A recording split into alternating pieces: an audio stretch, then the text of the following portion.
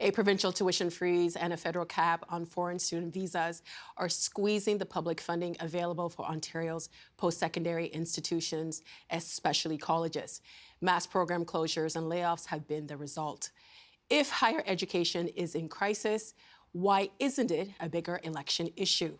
Let's ask Ann Sato, President Emerita of Toronto's George Brown College, Alex Usher, CEO of Higher Education Strategy Associates, and Elizabeth Buckner, Associate Professor of Higher Education at the Ontario Institute for Studies in Education, or OISE, at the University of Toronto. Welcome to you all. Hi.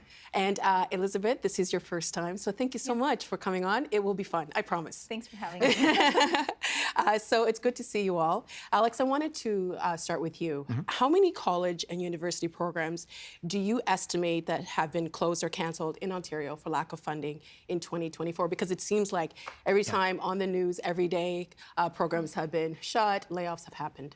So when this all started, I guess in the January, we had reductions in the number of visas available to colleges. In September, the federal government changed the pathway to citizenship, which effectively cut it off for about half of all college programs. I estimated at that point that what you were looking at in colleges was about a 20% drop in income, 25% drop in income from last year to next year. And that would probably mean the closure of about 1,000 programs. And what we've seen so far, I think, is 6 institutions, each of which have shuttered 50 programs or thereabouts. And so, yeah, we're on track for a little over 1,000 right now. That's a lot, because I imagine if you're in high school and you're planning on going to college or university and you have your passion or you have your sights set, and then that program is canceled, it must impact the students themselves. But for the institutions, I just wanted to do a quick follow-up from you both to see how it's impacting your institutions. Elizabeth, how is this impacting universities? Yeah, well, we haven't seen as many program closures at universities. There are some, but colleges are really being impacted much more by program closures. What we've seen at universities is more cuts to staff, layoffs that are affecting, for example, student services, student-facing services. And so the concerns with universities, in addition to program closures, certainly, or suspensions, is that students will have less support. And so they might be enrolled, but they'll be possibly in much larger classes, and then they'll have fewer supports for graduating. And so really the problem is one of equity. The students who are sort of struggling more, who come from more disadvantaged backgrounds, are probably going to be affected the worst. I haven't heard that part about it, so thank you for mentioning that. And what about colleges? How is this impacting colleges? Well, realizing that colleges face a structural deficit for every domestic student that they educate, for the average cost program, they lose about $2,000 to $3,000. And that's because the operating grants are the lowest in all of Canada, and they've been frozen for 15 years. Tuitions were cut back by 10% in 2019, and they have been frozen ever since. And so when you have that kind of a structural deficit, it's very difficult to find a way out of it. International students were one way where colleges could supplement the revenues and increase the number of programs that were available by virtue of the student mix. And now, because of the significant cutbacks in international student visas and the pathway to postgraduate work, because of the restrictions on who can get those permits, that has had a devastating effect on the system. I am going to follow up on that, because I don't know if you realize we're in an election in the period, but about parties and tuition being frozen. But Alex, I wanted to talk to you a little bit about the Blue Ribbon Panel. This show has covered it for a couple of times actually, and this was something that the government commissioned to, I guess, get an understanding of how much money is being spent in post-secondary education. There was recommendations that came out of it. But why do you think the government has been reluctant to implement any of the recommendations of that Blue Ribbon Panel? Well, it's implemented some of them in the sense that the government asked, or pardon me, the panel asked for a certain increase in government grants, and it asked for a rise in tuition. and there was no rise in tuition, and that was where about 60% of the money was going to come from. So we're down 60% already.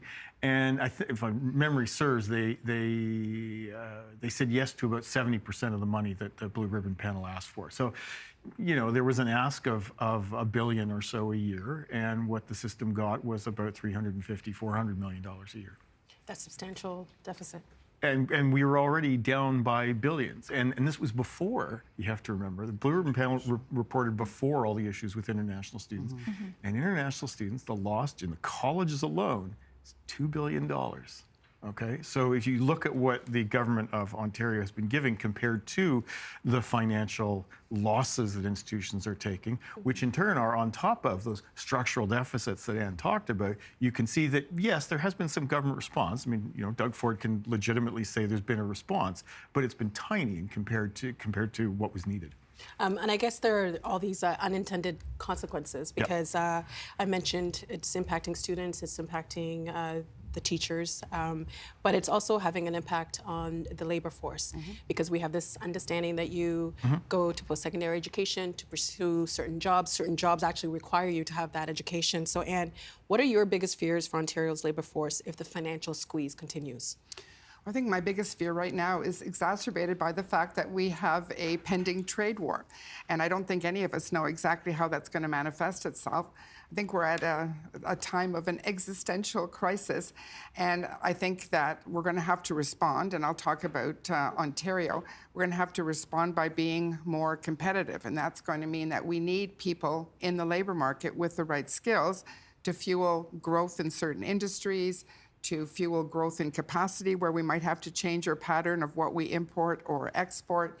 And if you don't have the programs available in colleges and universities, but I'll talk about colleges, to meet those labor market needs, you're going to be in an even worse position from a responding to the threat and responding to how are we going to be competitive in the future. And when the federal government did their blunt instrument approach to cutting back on international student visas, they didn't take into account the fact that geographically labor markets are different and you might need different skills. I was talking before we got on the show about, I remember being in Jasper a number of summers ago when our younger son was working at Jasper Park Lodge for the summer. So we went out for a week. At the time, a number of restaurants had signs on them that said, we're only open for breakfast, not only lunch or dinner, or we're only open for lunch because we don't have enough staff. So if you have an area that relies on tourism for its economic well-being, you might need a different type of graduate. And if you cut back at a blunt instrument level, the kind of education you support with postgraduate work permits, you're going to have more significant impacts in certain areas than anyone would have predicted. And Elizabeth, I saw you nodding. Yeah, I agree completely. And this is a time where we also are thinking about sort of what is the future, what is going to be the nature of the future economy. We have AI changing things. There's like a demand for green skills. And these are areas where the colleges historically have, been able to produce sort of applied, graduates with applied skills, but they need the funding to be able to respond to changing labor markets. And so, traditionally we have done quite well, colleges and universities, and assessments sort of say, okay, we've done a good job of producing labor for our labor market, but we don't, we need to be able to continue to adapt, and that's sort of the problem. And again, I'll go back to the question of inequality between institutions. Not all institutions can ride this wave in the same way, and we know that it's the ones in the, in Toronto and urban areas in the GTA that are older and wealthier that will, they'll have fewer program cuts. Students who can get into those institutions will still have their choice of programs. They'll be the ones that are able to, graduate students, and it's students in institutions in more rural areas in the north that are going to be hit harder. And also it's the students who depend on those institutions who then will have fewer options, and then their local economies will be worse off. And I imagine too, if you have less spots, it means it's actually more competitive for the students to get in as well. Exactly. Yeah, and can I just also reinforce to Elizabeth's point, when you go to rural and northern areas, especially at the college level, students prefer to stay in their community, and so they're looking for access for affordability reasons, for all sorts of reasons, to those programs in their local area. And if the large program cuts come, largely outside the larger urban areas, that's going to hurt even more. I want to bring up a chart that it's actually your chart, and if you can explain it to us, so what it is. So Shelton, if you can bring this up, and it's a chart of post-secondary operating income since 2001 to 2002, which includes Ontario's $1.3 billion top up to 2027. The red line marks when that funding ends. The amount of funding on the right side of the red line is projected. Alex, can you please walk us through what we're seeing here? What's the significance? So look at the blue area there, because that tells you the story about government funding. And government funding peaked effectively just after the financial crisis in 2010. So Anne, you said it's been 15 years of cuts. Yeah, and they haven't all been cuts. I mean, it's mostly been freezes. And you allow inflation to eat away at it. And you can see that is something that happened, that started well back in the Liberal period, right? It was under, I guess the peak would still have been under McGuinty, even though higher education funding increased quite a bit under Dalton McGuinty. But we've had 15 years of gradual decline.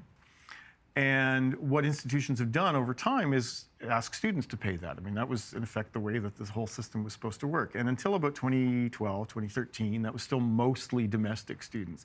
After that, as Anne said, the people started to look at international students because there wasn't a tuition cut, there weren't the same curbs on tuition, regulation, so they could charge a more market rate. And you can see it went up and up and up until this year. And what you see is about a $3 billion drop in revenue, a little more on the college side than on the university, or a little bit more on the college side than the university side. Tuition fees are higher in universities, but colleges were more dependent on international students. So it evens out. And, $3 billion in 1 year is a lot to take in, right? That's an 8 or 9% cut in 1 year, and everybody's adjusting to it. And it doesn't look like it's coming back, right? I mean, you can see when the Ford government talks about new funding, you can see that little blip around 22, 23, but it's tiny, right? It's not very big compared to the whole thing, and it's certainly nothing in comparison with the drop in funds that we've seen in the last little while. That blimp in funding was also spread over 3 years. Yeah. So when you translate that to what happened to the college system, I think the college system across 24 colleges got about $100 million a year, which is a drop in the bucket when you look at a reduction of billions. Which brings us to the election. And whatever government comes into power, they will be running the show until presumably 2029. And considering that an investment in an education is an investment in future economic growth, why do you think post-secondary education is not getting the headlines it should maybe getting during this election cycle? Elizabeth, I'll start with you. Yeah, it's unfortunate, certainly. I think that voters are distracted. There are just simply more politically pressing issues. There's the tariffs and there's healthcare crises. And, post-secondary education always has to vie with other sectors for attention. And so even though, we are in crisis in many ways, the other issues are more pressing. And I will also add that many of the individuals, the international students themselves, whose lives have been upended by these policies, are not voters. And so it is an issue that sort of has undue influence on people who aren't participating in the election. But this will impact domestic students too. Certainly, it will. But again, post-secondary education is a much smaller proportion of people are in post-secondary at any one time. So it's less sort of on their radar than K-12, for example. And so unfortunately, that won't be the case. If you have kids in schools now, you're going to need a strong post-secondary, college and university sector in the future, but it might not be on the top of mind right now. And Anne? I think what people have cared about post-secondary education when they have a child or a family member who's ready to go to post-secondary, and they care that they have a spot for that family member, and they care that the tuition is reasonable. To date, the colleges and the universities in Ontario have done a great job. They've been able to weather the storms. They've had capacity available to take those kids. And so it hasn't been an issue. It hasn't risen to the crisis level that we're probably likely to be facing in the short order. And it's never, frankly, polled well. I've talked to a lot of people who have worked on the political side of the just political side, and they always say it just doesn't poll well, because if there's capacity there, if your kid or your family member is going to get a spot, cost is reasonable, I don't have to worry about it.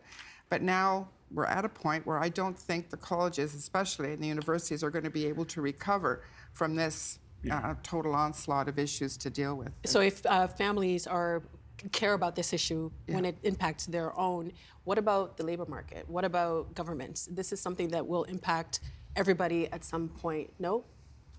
I just don't think governments care about growth anymore. Like I don't see governments anywhere in this country making serious efforts to increase productivity, to increase output. What they care about is dollars in pockets. You get these very short-term affordability discussions. There's nothing about investing for the future. And that's not just Ontario, that's everybody. But Alex, don't you think that's going to change with what we're facing right now with a potential trade war with the US? I think they're starting to talk about the economy and how we're going to be successful, and things do have to change. And if they don't start thinking about productivity, and if they don't start thinking about having the right skilled labor market, and in fact, even understanding what the labor market needs, I think that's one of our biggest problems.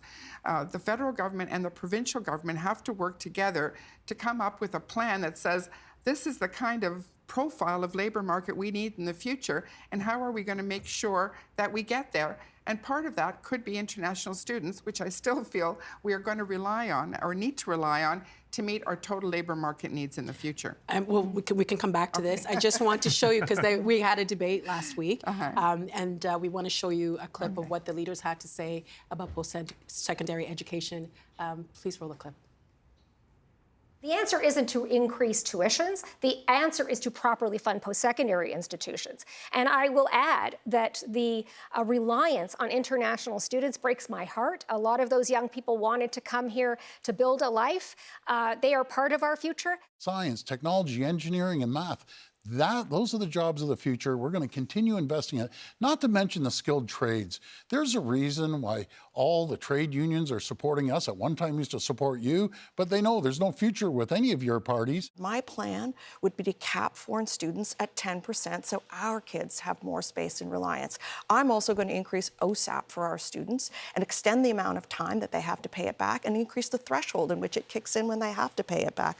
But let's fund our colleges and universities properly. The $1.3 billion that was given to universities and colleges wasn't even enough to make up for the loss in funding from international students. We will not solve this crisis. We will not generate the trained workers we need for our economy if we don't fix this. So I would like to get your reactions to what the leaders said. What stands out for you, good and bad? Elizabeth, I'll start with you. Yeah, well, I'll say that, I mean, it's welcome, certainly, to hear that the NDP and Liberals and Greens are talking about properly funding post-secondary. Of course, their estimates are not really even making up for like the Blue Ribbon Panel's suggestion. But I also, and obviously, hearing funding of OSAP is good. I mean, we want to restore OSAP funding because that supports students who wouldn't be able to attend otherwise. I mean, personally, I think the cap on tuition that all the parties are pretty much sticking with, as far as I understand, is a problem. Why do you think that's a red line for parties? I mean, no one wants to pay more. No one wants to be the party saying, yes, we want to charge you more in tuition. But the reality is that many families could afford to pay more in tuition. And that if there are fewer students in colleges and universities because we're not willing to pay higher taxes or willing to charge more tuition, then the public money that we are putting to higher education ends up being a subsidy for the upper middle class. And that's actually incredibly inequitable. Alex, what did you think of what the leaders had to say? Well, it was interesting, I think, Premier Ford's comment about STEM. I'm not sure what he was referring to about how they have been investing in STEM, because they haven't. But just recently, apparently, they have suggested that they will put, I think the number was 750 million around there, in STEM over the next little while. And I think that's interesting because You asked what would make this an issue, and I think it's not whether or not your kid can get a spot in university or college, because we've kind of solved the access problem, like most people will go. But what if they can't get into the program they want to get into? And it's the STEM programs where the real demand is. It's the STEM programs that are expensive. Institutions have been covering the cost of rising enrollment there. They've been, shifting out of cheap programs and into more expensive programs, bearing that cost themselves. I think what the Conservatives were really worried about was was people saying, what if my kid can't get into the computer science program they want to get into? What if they can't get into the engineering program? And that's probably what they want to avoid, is a situation where a certain chunk of the middle class are having those kitchen table conversations saying, wow, this underfunding is going to affect my child. I don't think it has yet, because yes, we're talking about cutting programs now, but that hasn't affected anybody's decision yet. But in the next couple of years, it might. And so I think that's probably what the STEM comment is about. And Anne? First of all, I'd like to say that I don't agree that we can keep tuitions frozen. I mean, they were frozen, and because of inflation, we've continued to fall behind. So I think something has to give there. I've always believed in a system where both government and the individual contribute. I think there's a fairness in that.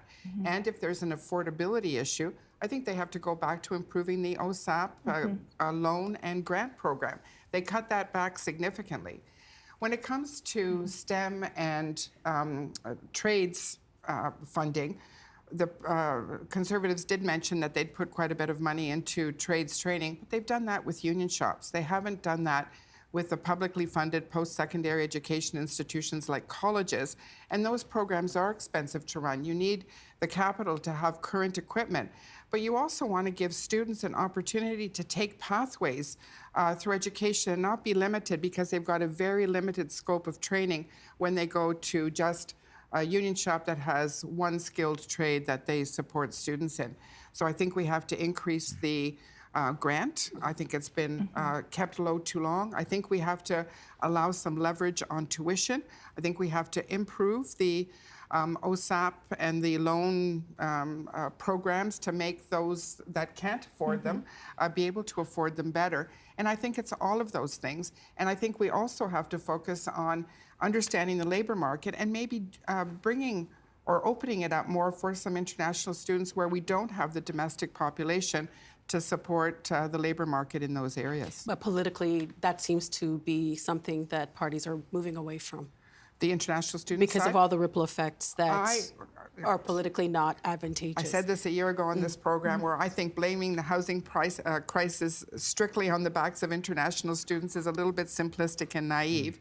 Yes, you have to have all of the supports available, but I think if the provinces and the federal government worked together to actually understand what their labor market needs are in particular areas, maybe a particular province would say to the federal government, we want you to loosen up the opportunity for international students in this area because we can't attract the domestic students and we need these people for our industry and labor market needs. I remember when I was still in high school, bursaries were still a thing that happened, and now bursaries have been eliminated. The Liberals are suggesting to cap the international students, increase OSAP. What else do you think could be some way to create financially sustainable funding for post-secondary education in Ontario? Because around international students, it's like it's good, then it's bad. And it also seems a little, I'm sure those students also want an education. They don't want to be political pawns. But what do you think is missing that we can create actually a financial sustainable future? I'd like to get your thoughts on all of it. I have a couple of ideas. Go ahead. One thing I think we can do is we can incentivize collaboration. Right now, everyone does their own thing, and they spend a lot of money doing it. We also have heard that we have quite a significant importing of services from the United States. So if we can incentivize buying Canadian, I think that would help industry in Canada, but would also give a little bit of an incentive to post-secondary institutions to look at opportunities closer to home. But I think the collaboration between institutions would also be a huge opportunity that right now everyone does their own thing, and I think it ends up costing the system a lot more than it needs to.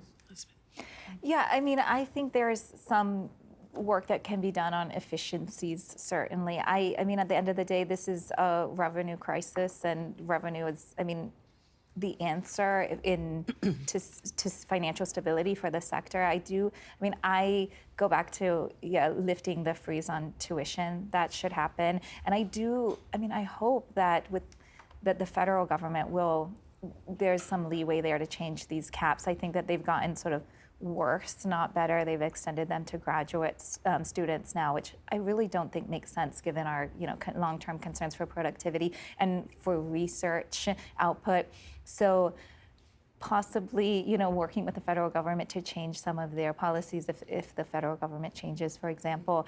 And then there's also, of course, you leave institutions to their sort of pursuing other sources of revenue through entrepreneurial activity, which led them down the path to this. But I mean, there are other, sort of other revenue streams through like credentials, smaller credentials that are fully, borne by the students. I mean, micro credentials, that sort of thing. I don't know how much additional revenue that can really bring, but some, hopefully. I'm hearing from the common thing that both of you are saying is a collaboration piece.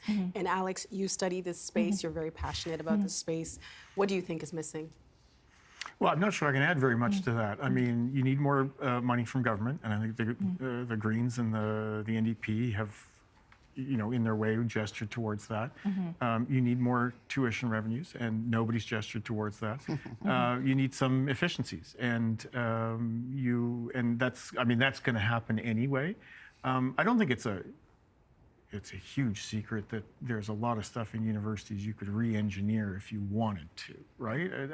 Colleges are a little bit leaner, but universities, I think in particular, there are lots of ways that the sector is reluctant to look at its own practices. Let's put it that way, and so this crisis, if you will, is maybe a little bit salutary, and that people are looking at things and saying, "Gosh, maybe we don't need to do that." And you can get rid of some things that are a little bit extraneous, and you don't need as much revenue. That's not terrible, right? But it is those three, and of course part of the piece, as Anne said, on tuition revenues, is that some of it's probably going to have to come from international students. Universities and colleges are, to a certain extent, they're businesses. They're selling educational services. Let them sell. Part of your answer was very mysterious, but that's probably another panel. Okay. But I think part of this discussion, maybe like the elephant in the room, is that if we valued education, we would pay more for it. So does this mean, in some respects, Ontarians don't think higher education is of value? No, I mean, I think they do think it's of value, certainly. And I think that, they care about it. They definitely care about it for themselves. We know, we've taken our higher education system for granted. We've had a high quality sector for a long time, and we've done it on, much less funding than other provinces. And that's partly because we are able to attract international students, and we have a strong, labor market for them. It's just, and we've done a good job. I think that it's just that, we've taken it for granted. We're not willing to pay. And I think that's with many things. No one wants to pay. But I come back to either we pay in taxes, or we pay in tuition, or we pay later. We pay down the road by, less productivity. And so we will pay for it. I'm also thinking, if you are someone who might be thinking about going into teaching, that you're looking at this sector and thinking, no, maybe I should pursue something else. Do you worry about that and how that might impact the future educators watching what's happening in this sector? Well, we've seen it before. I mean, we were in exactly this position from about 1996 to 2000, right? And you did see most institutions did stop hiring for 3 or 4 years. It's very unfortunate for people who are of a certain age who want to get into it, but it seems to me that we have yet to find a way of running our post-secondary system in a way where we don't have these every 25 years. We have these big chopping exercises because we haven't figured out a plan for the long term. Yeah, I think the point about complacency is a valid one. I think it's always been there and it hasn't been an issue. I think this is our opportunity to actually tie the value of post-secondary education more closely to our economy and our competitiveness. And then I think people will start to care more. Well, tell us more about that. What is the relationship between an educated workforce and economic growth? You have the workforce that you need to be able to staff the industries that you're trying to grow or that you're trying to make more productive. And if you don't have that labor market, you can't grow and you can't even meet your basic needs. And we know that things have to change if we're going to get into a trade war with the states. Yeah, and I just want to remind everyone that the purpose of higher education and its value to society is not only economic. And it's true that that is many people's reason for going is to better job, and your lifetime earnings are substantially higher. But the value of having strong colleges and universities, is more than economic, right? They're anchor institutions for communities. They support the arts. They also support social mobility. If we want to be a society where you can have opportunity and you don't have to be sort of born into it, then we need a strong post-secondary system. We've got about 3 minutes left, and you've mentioned the U.S. President, President Trump, and this week he seemed to confirm that tariffs will be coming to Canada, to Canadian imports on March 1st. As of this taping, we have no details. If I can just get from you quickly, a minute each, how could an educated to skilled workforce help to mitigate the economic damage that these tariffs are expected to cause? Alex, I'll start with you. I'm not sure I would go right away to the skilled workforce. I think a lot of it has to do with the way that we make our economy more knowledge intensive, right? And so that can be research, that can be collaboration between institutions and businesses on developing new products. I actually kind of think that's where we've been falling down. We haven't put the investments that have allowed us to, go to places like Finland, go to places like the Netherlands or Belgium. You can see the difference that universities in particular play in the economy and the way that they grow. And I just don't think that we've been doing that. We haven't put those longer term investments in place that allow us to grow. So to my mind, I would put it more there. I mean, it's not entirely, the labor market aspect isn't entirely absent, but I think just, research has a big role to play here. We've been ignoring it. And Anne? And I'd like to add that applied research is very important as well. Pure research is more of the university purview. Applied research, which does help our productivity, which does help how effectively we use our resources and the inputs into any kind of a production process. And I think we need a vast array of skills to be able to meet our needs. So what we're going to have to be able to do is respond. And we're going to have to be proactive in that. We can't just be in a reactive mode that wait to see what kind of tariffs we're going to put on and then what industries that's going to impact and then what can we do. I think we know that we have to lift interprovincial trade barriers. I think we know we're going to have to grow industries. I think we know we're going to have to become more self-sufficient in certain areas. And in order to do that, you need a workforce. You need research. You need a pure research, applied research. And post-secondary education is a key to enabling a lot of those things. Elizabeth? Yeah, I agree completely. I think that for too long we've been treating a higher education policy sort of in a reactive sense, just knee-jerk, and it's politics, right? And we haven't really seen higher education as a long-term investment. And so maybe this is sort of an opportunity even to rethink that, moving instead of, it's not just politics, we need long-term investment approaches. I love that, to look at it as an opportunity for us to maybe do more that we weren't doing before. A painful one, Yeah. but. We appreciate your time. I learned a lot during this, and I hope it was enjoyable for you. Thank you so much for your time. We appreciate it. Thank you. Thank you.